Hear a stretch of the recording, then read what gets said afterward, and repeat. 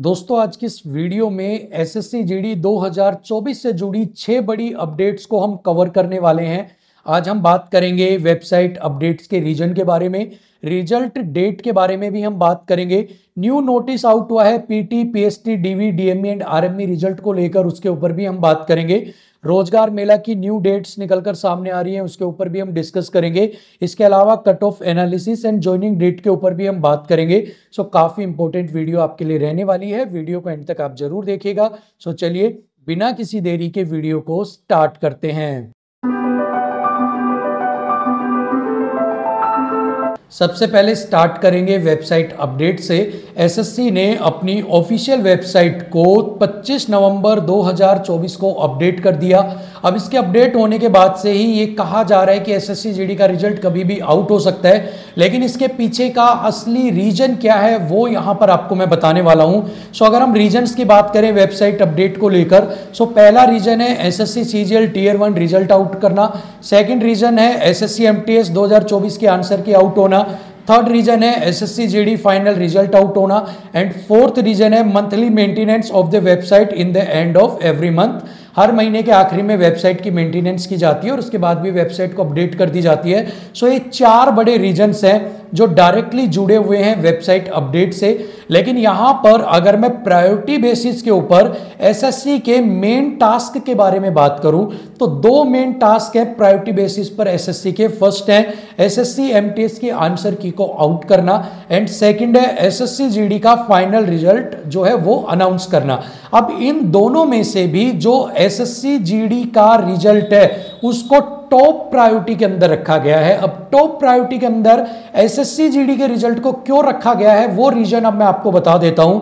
First reason है NSDC authority की तरफ से अपडेट मिली है कि आपका जो 14th रोजगार मेला है उसे 20 से 23 दिसंबर के बीच में या फिर 28 से 31 दिसंबर के बीच में, इन दोनों डेट्स में से किसी एक डेट के ऊपर ऑर्गेनाइज किया जा सकता है। जैसा कि पहले अपडेट्स आ रही थी कि 28 से 31 दिसंबर के बीच में रोजगार मेला कंडक्ट करवाया जाएगा, लेकिन अब खबरें आ रही हैं कि 20 तारीख से लेकर 23 तारीख के बीच में कभी भी आपका जो रोजगार मेला है उसे ऑर्गेनाइज करवाया जा सकता है। लेकिन 20 से 23 दिसंबर के बीच में अगर रोजगार मेला ऑर्गेनाइज नहीं करवाया जाता है तो फिर वो 28 से 31 दिसंबर के बीच में ऑर्गेनाइज करवाया जाएगा। और ऐसे में अगर आपके जो अपॉइंटमेंट लेटर्स हैं वो नरेंद्र मोदी जी के हाथों से डिस्ट्रीब्यूट करवाने हैं वीडियो कॉन्फ्रेंसिंग के द्वारा, तो उसके लिए आपका जो रिजल्ट है वो अनाउंस होना बहुत जरूरी है। इसीलिए releasing result will be SSC top most priority, यानी कि इन दिनों में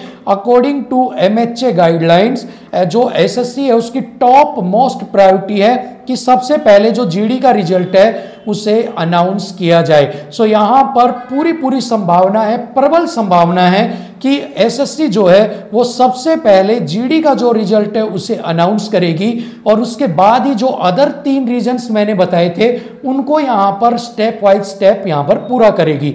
इसके अलावा अब ये तो हो गया रोजगार मेला का एक रीजन। सेकंड रीजन ये भी है कि एक न्यू नोटिस आउट हुआ है, एक न्यू नोटिस सामने आया है। इसके अकॉर्डिंग एक जो है इंपॉर्टेंट नोटिस रेफरेंस दिया गया है, कोई लेटर 16/11/2024 का। It is inform to concerned office, concerned office को इन्फॉर्म किया जाता है to collect the result of, कि रिजल्ट को कलेक्ट करे किसका, PT, PST, DV, DME, RME का of SSC GD 2024 examination of कितने सेंटर्स का, 12 centres on priority basis, submit the same to the concern department. यानी कि सभी सेंटर्स का जो डेटा है वो ऑलरेडी फोर्सेज के पास आ चुका है, लेकिन 12 सेंटर्स ऐसे हैं जिनमें से डेटा अभी कलेक्ट करना बाकी है। चाहे वो वहां पर आरएमई बच रहा हो, चाहे वहां का डेटा ना पहुंचा हो, कंपाइल ना हुआ हो, लेकिन यहां पर यह कहा गया है कि इन 12 सेंटर्स का डेटा प्रायोरिटी बेसिस के ऊपर कलेक्ट करके कंसर्न्ड जो डिपार्टमेंट है उनके पास भेज दिया जाए। यानी कि 22/11/2024 का नोटिस है, प्रायोरिटी बेसिस के अंदर ये नोटिस डाला गया था, तो यानी कि जो फोर्स है उसके पास डेटा ऑलरेडी 12 जो सेंटर से उनका पहुंच चुका होगा। और इसके बाद ये जो डेटा है मुझे लगता है एसएससी को हैंड ओवर भी यहां पर कर दिया होगा। अब एसएससी का काम है इस डेटा को प्रोसेस करना, इस डेटा को प्रोसेस करना। अभी देखिए एसएससी के पास पहले काम क्या होता था कि जो डेटा था ना उसको कंपाइल करती थी, यानी कि सभी डेटा को इकट्ठा करके जो है एसएससी के पास भेज देते थे और एसएससी उसको कंपाइल करती थी और उसमें यहां पर टाइम लग जाता था। अब जो फोर्स है वो सभी डेटा को ऑलरेडी कंपाइल करके भेजेगी, एसएससी को तो बस उसको प्रोसेस करना है। प्रोसेस का मतलब उसकी पीडीएफ बनानी है, उसका जो रिजल्ट है उस फॉर्मेट में उसको सेट करना है और उसके बाद जो रिजल्ट है उसको अपलोड करना है। तो एसएससी के पास ही प्रोसेसिंग का काम है, कंपाइलेशन का काम ऑलरेडी जो नोडल फोर्सेज वगैरह थी, जो डिपार्टमेंट्स थे, उन्होंने यहां पर एसएससी के पास कर भेजा है। सो अगर एसएससी के पास डेटा चला गया है और अगर 25 तारीख का बताया जा रहा था कि डेटा एसएससी के पास जा चुका है, तो 26, 27, 28 और 29 4 दिन है एसएससी के पास डेटा को प्रोसेस करने में। और कंपाइल अगर डेटा हो रखा है तो प्रोसेस होने में इतना टाइम नहीं लगता है। सो यहां पूरी संभावना ये निकलकर सामने आ रही है कि नवंबर 30 तक आपका जो रिजल्ट है वो एसएससी जारी कर सकती है अगर वो डेटा को प्रोसेस कर लेती है एज सून एज पॉसिबल। लेकिन अगर किसी कारणवश से डेटा प्रोसेस नहीं हो पाता है तो आपका जो रिजल्ट है वो 1 या 2 दिसंबर को देखने को मिलेगा। इससे जो लेट है वो रिजल्ट आपका नहीं होगा, यानी कि 1 या 2 दिसंबर तक एसएससी जीडी का जो रिजल्ट है वो अनाउंस यहां पर कर दिया जाएगा। हालांकि नवंबर 30 की भी संभावना है कि इसी मंथ के एंड में आपका जो रिजल्ट है वो आउट कर दिया जाए। लेकिन अभी प्रोसेसिंग में कितना टाइम लगता है इसी के ऊपर डिपेंड करेगा कि आपका जो रिजल्ट है वो कब अनाउंस किया जाएगा। इसके अलावा आपकी जो ज्वाइनिंग है वो जनवरी में स्टार्ट हो जाएगी, ठीक है, और दिसंबर के अंदर आपके जो ज्वाइनिंग लेटर्स हैं वो आपको डिस्ट्रीब्यूट कर दिए जाएंगे। सो यहां तक आपको अपडेट्स मिल गई हैं रोजगार मेला की, आपकी रिजल्ट डेट की, इसके अलावा आपको ज्वाइनिंग्स की मिल गई है, ठीक है। अब हम यहां पर बात करने वाले हैं कट ऑफ एनालिसिस की। सो देखिए 0 cut off states and category. अभी मैं आपको जिन भी स्टेट की, रीजन की और कैटेगरी के बारे में बताने वाला हूं वहां से जो कट ऑफ है वो बढ़ेगी 0 नंबर, यानी कि पॉइंट्स में भी कट ऑफ नहीं बढ़ेगी, यहां पर कट ऑफ 0 रहेगी। यानी कि अगर मान लो कहीं की कट ऑफ 95 गई है तो फाइनल कट ऑफ भी यहां पर 95 ही रहेगी। 95 जो कट ऑफ अभी लगी है उससे ज्यादा कट ऑफ नहीं बढ़ेगी, 0 नंबर आपकी कट ऑफ यहां पर बढ़ेगी।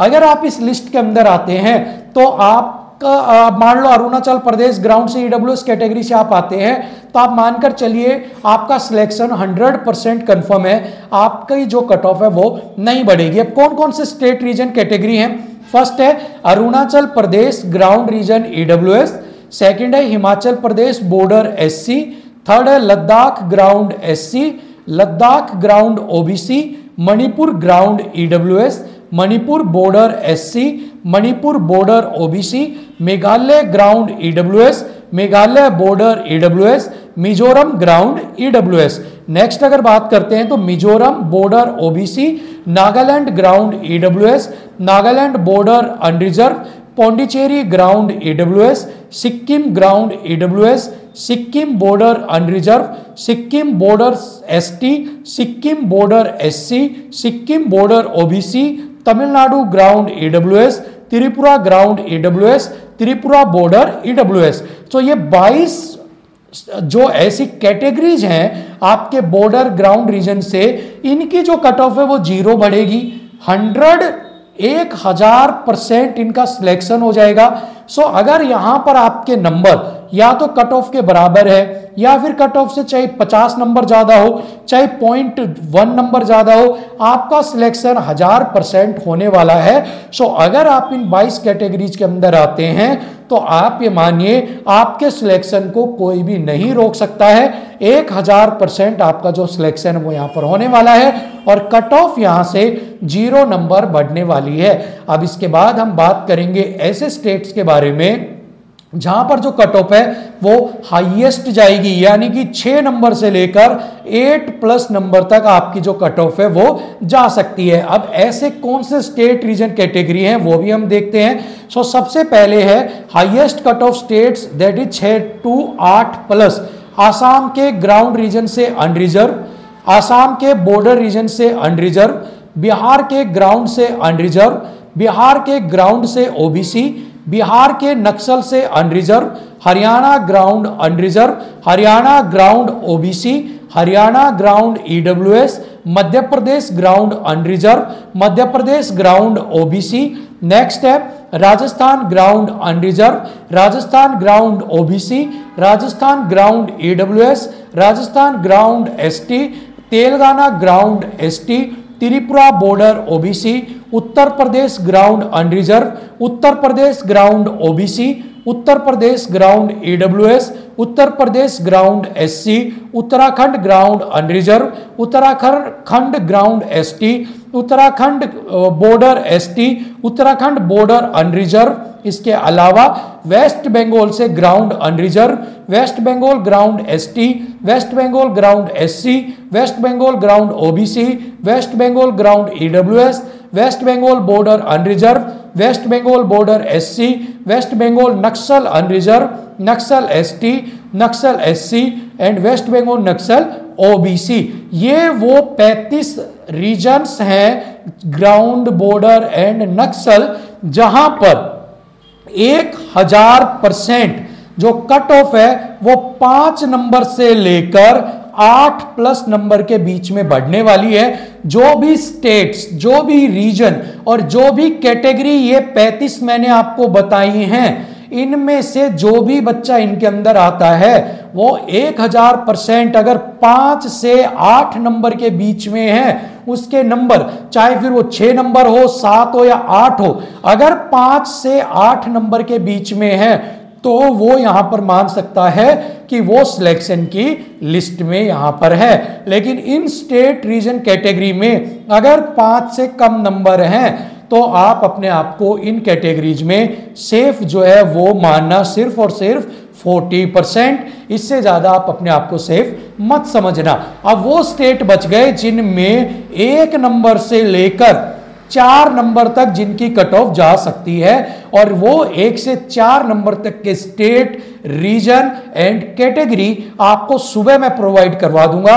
फिलहाल के लिए तो ये कंप्लीट पैकेज वीडियो आपके लिए थी, जिसके अंदर शायद ही कोई ऐसी अपडेट होगी जो मैंने आपके लिए छोड़ी होगी, क्योंकि आप यहां पर देख सकते हो कि मैंने आपको यहां पर वेबसाइट अपडेट के सभी रीजन बता दिए हैं। एसएससी जीडी रिजल्ट डेट की विद आपको सारे जो जो चीजें हो सकती है उनके साथ बता दिया है, कब तक अनाउंस हो सकता है। न्यू नोटिस भी आपको दिखा दिया है, रोजगार मेला न्यू डेट्स के बारे में बता दिया, कट ऑफ एनालिसिस भी कर दिया और ज्वाइनिंग डेट के बारे में भी बता दिया। ठीक है, इतनी स्टिक जानकारी एक वीडियो में आपको मिल रही है। सो अब आपको 1000 लाइक तो भाई यहां पर करने ही करने पड़ेंगे, क्योंकि आपके लिए मैं बिल्कुल जेन्युइन मेहनत कर रहा हूं। इसके अलावा कमेंट बॉक्स के अंदर रेड कलर का जो हार्ट है वो आपको जरूर पोस्ट करना होगा। और अब आप इसको मेरी जिद कहें या फिर इतना प्यार कहें, आप पर हक कहें, कि मैं हक से आपको कह रहा हूं 1000 लाइक और कमेंट बॉक्स के अंदर हार्ट जो है वो आपको जरूर पोस्ट करना है, ताकि मुझे पता लग सके कि ये जो मेहनत मैं आपके लिए कर रहा हूं उससे आप इंजॉय कर रहे हो, उसे आप पसंद कर रहे हो। ठीक है, सो फिलहाल के लिए वीडियो में इतना ही, मिलेंगे आपसे अगली वीडियो में। तब तक के लिए थैंक यू सो मच, नमस्कार।